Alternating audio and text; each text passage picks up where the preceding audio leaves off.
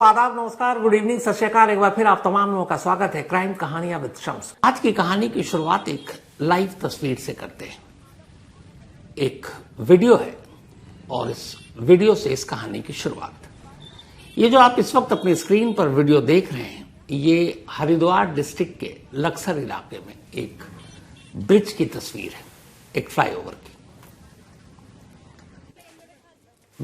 Last Wednesday यानी 24 दिसंबर की बात है। 24 दिसंबर को एक कैदी को रुड़की जेल से निकालकर लक्सर ले जाया जा रहा था। वहां की एक कोर्ट में पेशी थी। पुलिस की सुरक्षा में 3 पुलिस वाले जिनके पास हथियार हैं, वो उस कैदी को अपने साथ उस गाड़ी में बिठाते हैं और उसके बाद रुड़की जेल से लक्सर की कोर्ट तक ले जा रहे हैं। तभी अचानक इस पुल पर एक साथ 2 लड़के एक मोटरसाइकिल पर सवार आते हैं। चेहरा दिख नहीं रहा है और वो अचानक पिस्टल निकालते हैं। पुलिस वैन में बैठे उस कैदी पर नजदीक से गोली चलाते हैं। गोली उसके सीने और पेट में लगती है और फिर वहां से उसी मोटरसाइकिल पर निकल जाते हैं। जाते हुए भी तस्वीर उनकी आप देख रहे होंगे। लेकिन इस तस्वीर में सबसे अजीब चीज है वो ये है कि उस कैदी के साथ जो 3 पुलिस वाले हैं, तीनों के पास हथियार है, राइफल है सरकारी। और तस्वीर में देखिए कि गोली मारने के बाद हमलावर कातिल दौड़ता हुआ भी नहीं भाग रहा है, मतलब आराम से मस्ती से एक तरह से लगता है जा रहा है। पुलिस वाले भी उसी फ्रेम में जिस फ्रेम में कातिल है। पुलिस वालों के हाथ में बंदूक भी है। लेकिन क्या मजाल जो जिनकी सुरक्षा में एक कैदी जिसको उन्होंने अभी अभी गोली मारी है, उसे पलटकर वो गोली मारे, चाहे तो पैर में मारे, घायल करें और पकड़े। पुलिस वालों की हिम्मत नहीं होती कि वो गोली चलाएं और वो दोनों कातिल आराम से निकल जाते हैं। इसी जगह से नजदीक यूपी में ऐसे तमाम किस्से आपको सुनाए जब रात के अंधेरे में पुलिस वालों के निशाने इतने अच्छे होते हैं कि सटीक पैर पर गोली मारते हैं अंधेरे में। और ये सब कुछ दिन के उजाले में हो रहा है। दिन है, रोशनी है, दूरी भी नहीं है। 2 कातिल आकर एक कैदी को गोली मार रहा है। पलटकर पुलिस वालों का काम उसे पकड़ना। पुलिस वाले दौड़ भी नहीं रहे उसके पीछे, हाथ में हथियार है, गोली भी नहीं चला रहे और वो दोनों आराम से मोटरसाइकिल से निकल जाते हैं। इसके बाद इस कैदी को अस्पताल ले जाया जाता है। अलग अलग 3 अस्पताल, 3 अलग अलग अस्पतालों में आने जाने के दौरान बहुत सारा वक्त बर्बाद होता है। परिवार को जब पता चलता, परिवार वाले पहुंचते हैं अस्पताल, उन्हें मिलने नहीं दिया जाता, बस कहा जाता दूर से देख लो। और फिर आखिरकार 27 दिसंबर यानी सैटरडे को उस कैदी की मौत हो जाती है। ये जो कैदी है ये भी कोई दूध का धुला नहीं था। ये एक हिस्ट्री शीटर, एक बदमाश, जिसके ऊपर 50 से ज्यादा केसेस, जिसमें murder, attempt to murder, kidnapping, वसूली, डकैती। नाम है विनय त्यागी। पश्चिमी उत्तर प्रदेश के बड़े बड़े गैंग के साथ इसका नाम जुड़ा। इसकी दहशत पूरे इलाके में। हालांकि एक अच्छे खानदान से आने वाला विनय त्यागी, लेकिन जुर्म की दुनिया में इसने अपना नाम कमाया। और आखिरकार इसी विनय त्यागी को 24 दिसंबर की सुबह 2 हमलावर मोटरसाइकिल पर आकर गोली मारकर चले जाते हैं। ये कहानी का पहला पार्ट। ये तस्वीर जो आपने देखी, यहां कहानी खत्म। अब सवाल है कि विनय त्यागी एक क्रिमिनल हिस्ट्री शीटर है, उसको गोली मारी तो पहली चीज तो यह आएगी कि दुश्मनी इतनी कि कोई भी गोली मार सकता है। लेकिन उसके बाद होता कुछ और है। अचानक विनय त्यागी की बहन सामने आती है मीडिया के, और जो कुछ वो कहती हैं उसके बाद हड़कंप मच जाता है। उन्होंने जो खुलासा किया, अगर उसमें दम है, उसमें सच्चाई है, तो फिर इस पूरे शूट आउट और ये जो तस्वीर में आपने देखा कि 3 पुलिस वाले मौजूद तो हैं, हथियार भी है, पर दौड़कर पकड़ने की कोशिश नहीं कर रहे हैं, गोली चलाकर उसको पकड़ने की कोशिश नहीं कर रहे हैं। अगर बहन की बयान में, उनके दावे में सच्चाई है, तो फिर इस तस्वीर की कहानी अपने आप आपको समझ में आ जाएगी। पर यह तस्वीर और इसकी कहानी आपको समझ में आए, उसके लिए जरूरी है कि मैं आगे कहानी सुनाऊं। विनय त्यागी, इस हिस्ट्री शीटर की बहन, क्या कुछ कह रही है, उसे आप सुनिए। जो ईडी के छापे की वजह से था, और ये ईडी ने क्या नाम है, ईडी के छापे से बचने के लिए उसके घर पे भी छापा पड़ा है उसने ईडी से बचने के लिए डॉक्टर प्रमोद के यहाँ पे ये पैसा रखा था, और ये बात विनय त्यागी को भी बताई थी उसने, डॉक्टर प्रमोद ने, और उन दोनों ने ही ये प्रोग्राम बनाया था कि इसको ईडी को दे देते हैं। विनय त्यागी की पहले से ही उससे थोड़ी सी खुन्नस चल रही थी आपस में उनकी, क्योंकि जब प्रमोद का जब इलेक्शन वगैरह हुए थे तब उसने उसको काफी परेशान किया था विनय त्यागी को। डॉक्टर किसने, सुभाष त्यागी ठेकेदार ने, उनकी बात कर रही हूँ, ठीक है। उन्होंने उसको बहुत परेशान किया था, राजनीतिक रूप से भी परेशान किया था, और धमकियां वगैरह दी थी काफी, और मुकदमे वगैरह भी लगाए थे। तो तब उस वजह से उन्होंने सोचा कि हम इसको ईडी को पैसा दे देते हैं। जब वो ईडी को पैसे लेके जा रहा था लेने के लिए, तब ये सब कुछ साजिश करी गई कि इसको पकड़ा दिया जाए। जब वो जेल चला गया तो देहरादून में ये साजिश करी गई कि अब अपना हमारा किसी का नाम ना आए, इसको मार दिया जाए विनय त्यागी को। तो इसके लिए उन्होंने झूठी एप्लीकेशन लिख के वहां पे जेल में भेजी, उसको दी जेलर को, कि निशी त्यागी के नाम से, उसकी पत्नी के नाम से, कि ये इनको रुड़की भेज दिया जाए, हम यहाँ पे नहीं चाहते। जब वहां फोन गया कि आपने ऐसे ऐसे कोई एप्लीकेशन दी है, तो उन्होंने मना कर दिया कि नहीं, मैंने ऐसी कोई एप्लीकेशन नहीं दी है और हम यहाँ पे संतुष्ट है, हमें कोई परेशानी नहीं है। लेकिन उसके बाद भी उसको वहां भेजा गया। जब भेजने लगे तो तब उसने देखा बाहर आकर कि वो बिना हथियार के 2 पुलिस वाले उसको लेके जाएंगे वहां पर। तो इसका मतलब है कि पूरी तैयारी थी कि उसी वक्त खत्म कर दें। 700 से 750 करोड़ रुपए का मामला। एक हिस्ट्री शीटर जिसको जेल से निकाला गया कोर्ट में पेशी के नाम पर, सरेआम एक पुल पर 2 हमलावर आते हैं, उससे मारते हैं, चले जाते हैं, पुलिस वाले उसे पकड़ते भी नहीं है, ना गोली मारते हैं। और अब बहन का ये खुलासा। तो कहानी क्या है? इस कहानी की शुरुआत होती है 16 सितंबर को। 16 सितंबर को देहरादून में एक डॉक्टर है वहां पर, डॉक्टर प्रमोद त्यागी। डॉक्टर प्रमोद त्यागी अचानक देखते हैं उनके घर के बाहर एक जो उनकी कार खड़ी हुई है उसके शीशे टूटे हुए हैं। डॉक्टर प्रमोद त्यागी परेशान हो जाते हैं। कार के अंदर बैग था, वो सारी चीजें गायब। इसके बाद डॉक्टर प्रमोद त्यागी पुलिस में जाकर कंप्लेंट लिखाते हैं। कहते हैं कि कुछ किसी ने कार में चोरी करने की कोशिश की, बैग था, कुछ हजार, 20-25 हजार रुपए का शायद मामला, वो लिखाते हैं, इससे ज्यादा नहीं। और इसके बाद फिर पुलिस तफ्तीश शुरू करती है। एक डॉक्टर के घर से एक कार में शीशा तोड़कर कुछ बैग निकाल दिया गया। तफ्तीश शुरू करती है। उसके बाद इनकी बहन को आपने सुना, फिर पुलिस पहुंचती है विनय त्यागी और उनकी पत्नी निशी त्यागी तक। अनऑफिशियली दोनों को गैर कानूनी तरीके से 2 दिन तक हिरासत में रखती है। फिर कहती है कि तुमने जो कार से चीजें निकाली हैं वो वापस कर दो, वरना बीवी भी फंसेगी, तुम भी जाओगे, जान से भी मार देंगे। बहन के पूरे इल्जाम यही है। इसके बाद बहन के दावे के मुताबिक उस बैग और उसके सारी चीजें पुलिस वालों के सुपुर्द कर दिया जाता है। मैंने पापा से जाके पूछा कि क्या आप बता सकते हैं कि ये किसने किया है, तो उन्होंने मुझे साफ शब्दों में बोला, बेटा ये सुभाष त्यागी ने करवाया है। उन्होंने पूरा बोला, सुभाष त्यागी ठेकेदार ने करवाया है और ये सब उसकी करी धरी है। अब यहाँ पे जितने भी लोग हैं, वो जितने भी हॉस्पिटल स्टाफ है, वो उसके अंडर प्रेशर है। हॉस्पिटल में चाहे डॉक्टर 1-2 ना हो, उनके अंडर प्रेशर, डॉक्टर नहीं है, डॉक्टर ट्रीटमेंट कर रहे हैं अच्छे से, लेकिन जो हॉस्पिटल स्टाफ, जो सिक्योरिटी है, उनको पुलिस अंडर प्रेशर ले रही है कि आप हमें या तो उनके पास जाने दीजिए, जिसमें वो जाने नहीं दे रहे, क्योंकि आईसीयू में जाने नहीं देते। जो विनय त्यागी की बहन के मुताबिक उस बैग में 750 करोड़ रुपए नकद, जेवर, जमीन के कागजात, शेयर के और बाकी चीजों के 750 करोड़ एक डॉक्टर की गाड़ी के अंदर रखा हुआ है। और विनय त्यागी जैसा एक नामचीन हिस्ट्री शीटर उसको चुराता है। अब विनय त्यागी चोर उचक्का तो है नहीं, बड़ा गैंगस्टर है, तो उसे इस चोरी करने की क्या जरूरत पड़ी थी? और यहीं से ये कहानी शुरू हुई। कहानी ये कि असल में ये जो डॉक्टर प्रमोद त्यागी की कार में से चोरी हुआ जो कुछ, तो वहां पे एक बिल्डर है देहरादून में, उनका नाम है सुभाष त्यागी। सुभाष त्यागी और विनय त्यागी के बीच में पुरानी दुश्मनी रही है। विनय त्यागी की बीवी ने कभी चुनाव लड़ा और उधर से सुभाष त्यागी के भी, तो उसी चुनाव के दौरान दोनों में अनबन हुई, फिर दुश्मनी चलती रही। फिर हुआ यह कि सुभाष त्यागी की पहुंच ब्यूरोक्रेसी में, पुलिस में, पॉलिटिक्स में, पॉलिटिशियन में, सरकार में, सभी जगह है। अच्छी खासी पैठ है। अब एक बिल्डर, एक ठेकेदार सुभाष त्यागी के पास 700-750 करोड़ कहां से आए? तो कहा जाता है कि इसमें पूरा नेक्सस है।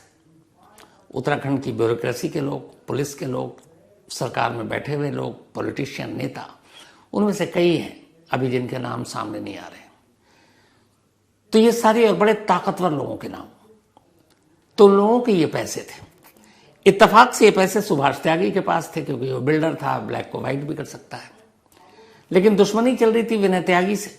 अचानक सुभाष त्यागी को किसी ने खबर दी कि शायद तुम्हारे यहाँ ईडी की रेड पड़े, इन्फोर्समेंट डायरेक्टरेट, आजकल देश में इसका बहुत बड़ा नाम है, प्रवर्तन निदेशालय, जो अवैध इलीगल तरीके से आपके पास पैसे हो, ब्लैक मनी हो, उसको पकड़ने का काम हमारे देश की ईडी करती है। तो विनय त्यागी को यह पता चला कि सुभाष त्यागी के पास बहुत सारे पैसे हैं और उसे यह पता चल गया कि ईडी वाले रेड मार रहे हैं, अब इन पैसों को कहां छुपाए। तो फिर उसने अपना एक सोर्स, अपना संपर्क यूज किया और वो थे डॉक्टर प्रमोद त्यागी, जो सिस्टर का इल्जाम। तो उसने कहा कि ईडी वाले रेड करें तो ये पकड़ा ना जाए, इसलिए ऐसे शख्स के हवाले ये पैसे कर दिया जाए कुछ दिनों के लिए जहां पर ईडी की नजर न जाए, और इसके लिए डॉक्टर प्रमोद त्यागी को चुना गया। और डॉक्टर प्रमोद त्यागी को बैग में भरकर वो सारे करीब 700-750 करोड़ रुपए कैश, जेवर और प्रॉपर्टी के कागजात, जिसमें बेनामी संपत्ति, सारी चीजें, वो रख दिया कि भाई आप रखो। वही गाड़ी में था जिसके 16 सितंबर को शीशा टूटा और वो बैग चोरी हो गया।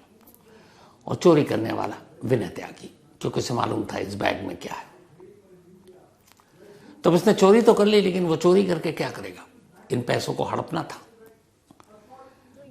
बैंक का इल्जाम यह था कि असल में वो ठेकेदार सुभाष त्यागी और उसके नेक्सस, जो पॉलिटिशियन, मिनिस्टर, पुलिस अफसर या फिर ब्यूरोक्रेसी में बैठे हुए बाकी लोग, जिनके सारे पैसे थे, वो शायद उनमें से कुछ को जानता था और ये सारे पैसे वो ईडी के हवाले करना चाहता था। मतलब एक क्रिमिनल, एक ब्लैक मनी जो किसी और का है, उसको चुराता है और वो जाकर ईडी को सौंपने वाला था कि ये देखिए, उसे पता चल चुका है कि आप लोग रेड मारने वाले हैं, इसलिए उसने पैसे कहीं और छुपाए, वो पैसे मैं चोरी करके लाया और अब आपके हवाले कर रहा हूं। ईडी से इनाम भी मिलता, लेकिन उससे बड़ा मकसद शायद उसका यह था कि बदला लेना। तो उसको ईडी के हवाले करना था और ये बात पता चल गई। अब अगर ईडी के हवाले कर दे विनय त्यागी पैसे, तो फिर तो बहुत सारे नाम आते सामने। तो इसीलिए एक पूरी लॉबी लग गई कि विनय त्यागी को ईडी से पहले पहुंचने से या इस पैसे को पहुंचाने से पहले पकड़ो। और उसी के बाद आनन फानन में उसे और उसकी बीवी को उठाया गया, फिर पूछताछ हुई, फिर सारी रिकवरी जब हो गई तब बीवी को छोड़ दिया गया, लेकिन विनय त्यागी को जेल भेज दिया गया। अब वो पहुंच गया देहरादून जेल। अब जेल जाने के बावजूद इधर ये था कि विनय को सब कुछ पता है। ये 750 करोड़ की अगर कहानी जो पूरी है, तो कहीं अगर इसने नाम लेना शुरू कर दिया या मीडिया में आ गया तो गड़बड़ हो जाएगा। तो फिर क्या? तो विनय त्यागी के परिवार वाले, उनकी बहन, उनकी बेटी का इल्जाम और उसकी पत्नी का इल्जाम यही है कि अब उन लोगों ने ये प्लानिंग करना शुरू किया कि किसी तरह विनय त्यागी को हमेशा के लिए खामोश कर दो, उसकी जुबान को बंद कर दो, ताकि ये सारा जो घालमेल है, जो सारे पैसे हैं, 700-750 करोड़ का खेल है, ये हमेशा के लिए एक राज बन जाए। लेकिन वो जेल में है तो विनय त्यागी तक पहुंच कैसे हो? अब यहां से कई खेल होते हैं और यहीं से जो बहन का इल्जाम है, ये कुछ चीजें जो है उस इल्जाम को पुख्ता करने की तरफ इशारा करती हैं। विनय त्यागी को देहरादून जेल में रखा गया। अब वो देहरादून जेल में है। अचानक एक रोज जेलर के पास एक खत आता है। उस खत में विनय त्यागी की बीवी का नाम लिखा था, निशी त्यागी।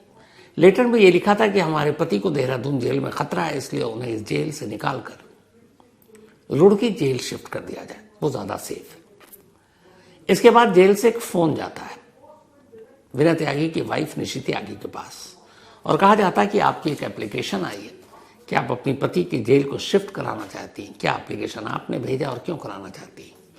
निशी त्यागी हैरान, विनय त्यागी की वाइफ। उसने कहा मैंने तो कभी शिकायत ही नहीं की, न मैंने कोई लेटर भेजा कि मेरे पति के जेल को आप शिफ्ट करें और रुड़की भेज दें। देहरादून में वो ठीक हैं और हमें देहरादून जेल पर पूरा भरोसा है। अब हैरान ये कि आखिर कौन ऐसा शख्स है जो जेल ट्रांसफर करने के लिए लेटर लिख रहा है, और वो भी विनय त्यागी की बीवी के नाम पर। खैर, अब इधर ये हुआ कि उस लेटर के बाद और बीवी के इनकार करने के बावजूद विनय त्यागी को रुड़की जेल शिफ्ट करने का फैसला कर लिया गया। किसका फैसला था मालूम नहीं, परिवार ने नहीं बोला, खुद विनय त्यागी ने नहीं कहा। इसी दौरान एक रोज अचानक उसे देहरादून जेल से निकाला गया और कहा गया आज आपको रुड़की जेल शिफ्ट करना है। जब विनय त्यागी बाहर निकला तो देखा कि एक गाड़ी और 2 पुलिस वाले और उनके पास कोई हथियार नहीं और उन्हीं के साथ रुड़की जाना है। वो समझ गया दाल में कुछ काला है।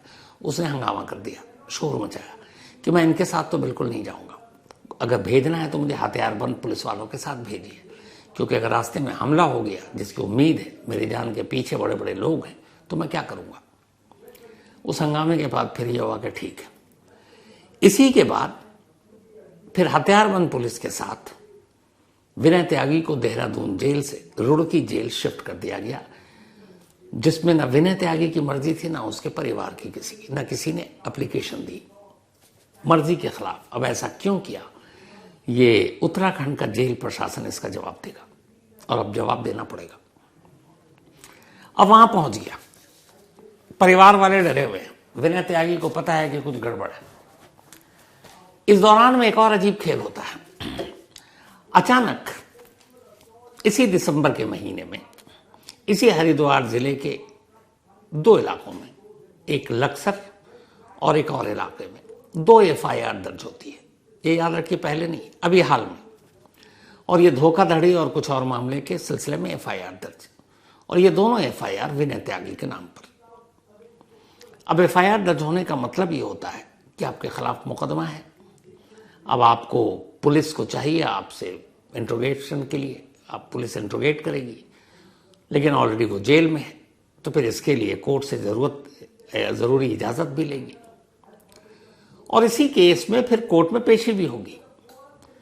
तो आनन फानन में दिसंबर में ही 2 मुकदमे लक्सर और एक और जगह है जहां पर ये दर्ज करते हैं।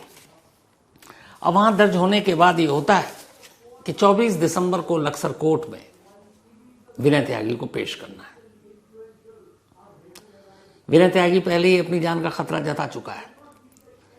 वीडियो कॉल के जरिए भी आजकल देश भर की अदालतों में कॉन्फ्रेंसिंग होती है और पेशी हो जाती है, वो भी इस्तेमाल हो सकता था, लेकिन ऐसा नहीं हुआ। होता यह है कि विनय त्यागी को 24 दिसंबर की सुबह रुड़की जेल से निकाला जाता है 3 पुलिस वालों के साथ, तीनों के पास हथियार, और लक्सर जेल ले जाया जा रहा है, जिसकी तस्वीर आपको शुरू में दिखाई। और अब वो रुड़की से निकला और लक्सर की तरफ रवाना हो रहा है। तभी इस पुल पर जहां ट्रैफिक है और ट्रैफिक की वजह से गाड़ी की रफ्तार स्लो है, कातिल पहले से ही पीछा कर रहे हैं।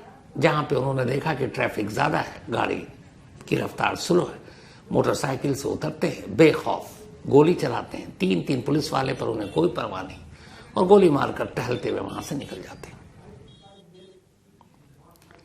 विनय त्यागी और उसके परिवार का डर सही साबित हुआ। इसके बाद भी फिर लापरवाही होती है, इलाज में लापरवाही, 3 अस्पताल ले गए। मतलब ये तय करना चाहते थे सबकी किसी तरह ये बचे नहीं। और आखिर में 3 दिन की जद्दोजहद के बाद सैटरडे को 27 दिसंबर को एम्स में विनय त्यागी की मौत हो जाती है। अब मौत होने के बाद ये वीडियो और सारी चीजें सोशल मीडिया पर तैरने लगती हैं। विनय त्यागी का परिवार, उसकी बहन, उनकी बेटी सब सामने आती हैं और इल्जाम लगाना शुरू करती हैं। तो फिर उत्तराखंड पुलिस प्रशासन में भी थोड़ा हड़कंप मचता है, और उसके बाद फिर जो हरिद्वार के SSP हैं वो बयान देते हैं कि हाँ, ये भी आप देखिए कि रिकॉर्ड पर कि इस शूटआउट के बाद जो 3 पुलिस वाले थे, तीनों के पास हथियार थे, पर उन्होंने उसका इस्तेमाल नहीं किया। उनकी सुरक्षा में, उनकी कस्टडी में विनय त्यागी की मौत थी, इसलिए उन तीनों को सस्पेंड किया जा रहा है, और उन्होंने अपना ड्यूटी शायद ढंग से नहीं निभाया। ये मेरे शब्द नहीं है कि एक्शन नहीं लिया, ये खुद वहां के SP के हैं, ये भी रिकॉर्ड पर है, ये भी सुनिए उनको। लक्सर फ्लाईओवर के पास में पुलिस अभिरक्षा में न्यायालय पे ले जाते वक्त अभियुक्त विनय त्यागी, जिसमें करीब 4 दर्जन के आसपास अभियुक्त पंजीकृत किए गए थे और उनको पर्याप्त सुरक्षा में लेके भी जाया जा रहा था, लेकिन इस बीच 2 हमलावरों द्वारा हमला करते हुए इनको घायल किया गया था। इनको तत्काल एम्स तक इनको रेफर किया गया था, जहां इनका इलाज चल रहा था। इसी बीच पुलिस ने दोनों ही हमलावरों को पकड़ा है, दोनों को न्यायिक परीक्षा में भेजा जा चुका है। उनके द्वारा आपसी रंजिश में ये घटना करना कारित किया गया था, किंतु आज सुबह हमें सूचना मिली है कि एम्स में अभियुक्त विनय त्यागी की मृत्यु हो चुकी है। तो एसएसपी साहब खुद कह रहे हैं कि हाँ, पुलिस वालों ने अपना फर्ज ढंग से नहीं निभाया। अस्पताल में 3 अस्पताल बदले गए, जेल बदली गई, परिवार वालों के नाम पर झूठा एप्लीकेशन जेल पहुंचा। ये सारी चीजें कहीं ना कहीं तो शक पैदा कर ही रही हैं कि आखिर ये हुआ क्या। तो क्या वो 700-750 करोड़ का जो मामला है जिसमें बड़े बड़े लोग हो सकते हैं, वो सच है?